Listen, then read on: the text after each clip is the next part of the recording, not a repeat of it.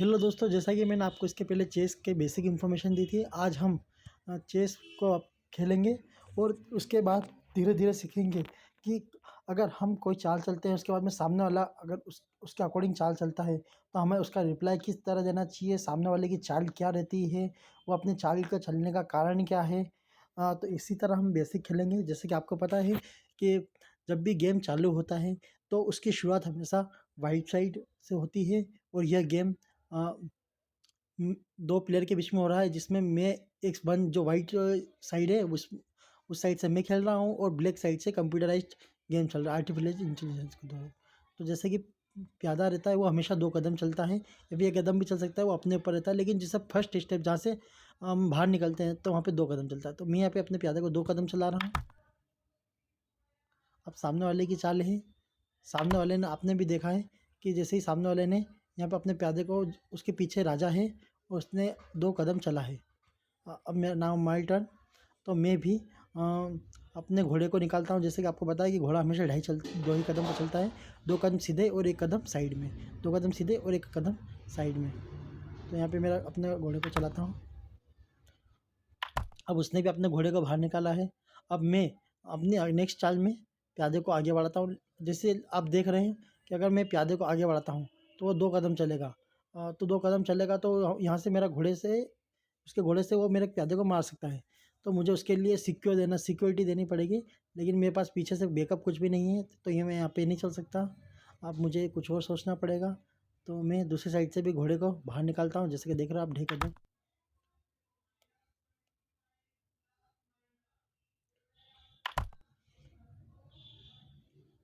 उसने अपने प्यादे को वापस से 1 कदम आगे बढ़ाया। मैं भी चाहूँ तो इसके प्यादे को मार सकता हूँ, क्योंकि अगर मैं 2.5 कदम चलता हूँ तो 2.5 कदम में एक ऑप्शन ये आता है, एक ऑप्शन ये आता है, एक ऑप्शन ये आता है और एक ऑप्शन ये आता है। इन सब को चलने का मुझे कोई फ़ायदा नहीं हो रहा है। लेकिन अगर मैं यहाँ पे उसके प्यादे को मारता हूँ तो यहाँ पे मुझे एक फ़ायदा होगा, सामने वाले का एक प्लेयर कम हो जाएगा। तो मैं उसके प्यादे को मारता हूँ।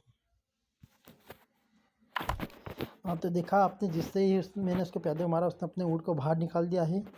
उसने अपने ऊँट को सीधा, जैसे कि आपको पता है ऊँट हमेशा टेढ़ा चलता है, तो यहाँ पे ये उसका ब्लैक साइड वाला ऊँट है, उसने यहाँ से उसको सीधा चलाया है तो यहाँ पे आ गया है।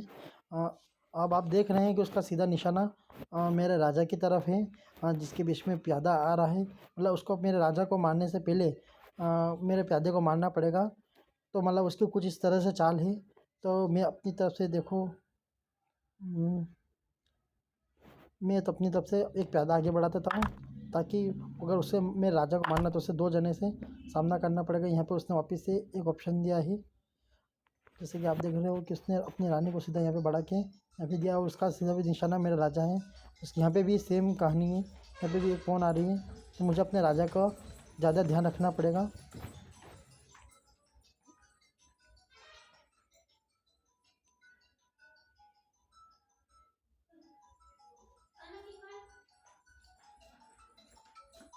उठाओ ना,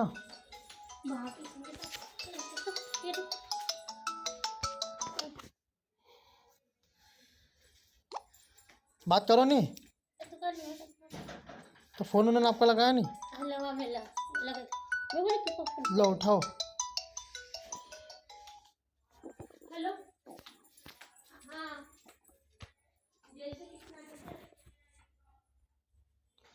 अच्छा जैसे कि हमारा गेम वापस चालू हो गया है, तो अब सामने वाला,